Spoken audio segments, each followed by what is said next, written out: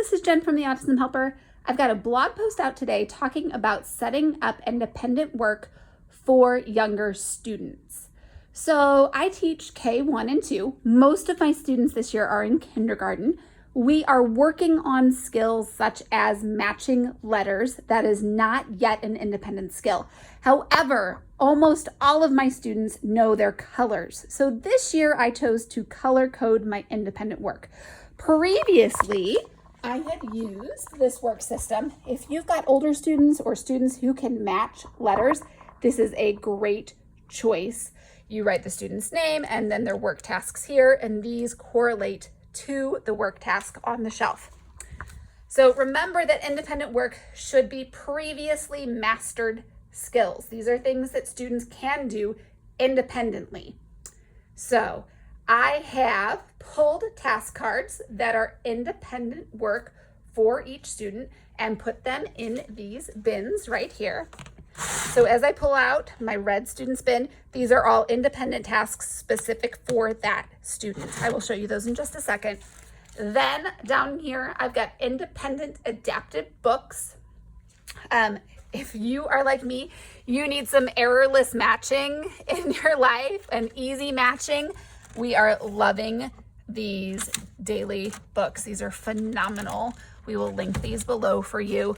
I'm talking like super simple matching, color matching, errorless matching. These are phenomenal for my beginning learners, those learners who are really learning how to learn and learning how to do independent work.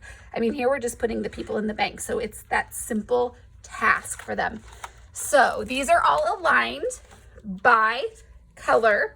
And then I've got one kid who is doing some binder work, and these are interactive reading binders. And so this student knows already how to match, and they can actually they're working on receptive ID of letters, but they know how to match letters. So that's what this skill is covering, and there's all kinds of things in here. So these are some of my favorite tools for independent work.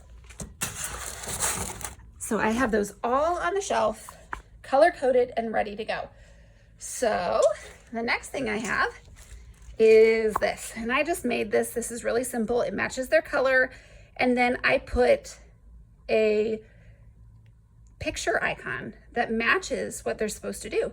So task boxes, file folders, journals, adaptive books, whatever it is, I put it on here. And so now they know what they're supposed to do and where they're supposed to go, what task they're supposed to pull. And I will actually, one of my goals today is to put that icon here as well so they can match the picture and their color. This shelf over here holds all of my extra materials because I want to rotate out what I'm doing. And so I have all of these extra materials prepped and ready to go. So when I'm ready to rotate through, it's all there. Color coding makes total sense for those beginning learners, and so do errorless tasks. Don't forget things like put-in tasks too. Heather has an amazing blog on expanding put-in tasks. I think that's great. Any of these skills, any of these books would be phenomenal. You've got students who are working on shapes. We've got shape books. We've got counting books.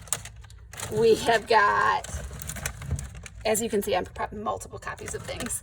And then we've got even students working on things like preposition and where is the kitten. And so then identifying where the kitten is by looking at the image and then listening. These are phenomenal resources. One last tip I have for you is that to keep all these books straight, I use these dots. These dots are great. I just take one and I put it in the top corner of the book, and that way when we go to organize and reset everything, I know what color bin that book goes into. And then I just pull that dot off, put a new one on, and we're ready to go. You'll see this one has got a green dot on it. When I'm ready to switch them out next week, I will trade that for whatever student's ready for this material. I hope this has been helpful for you. If you have any questions, drop them down below. We're always happy to help. Thanks, guys.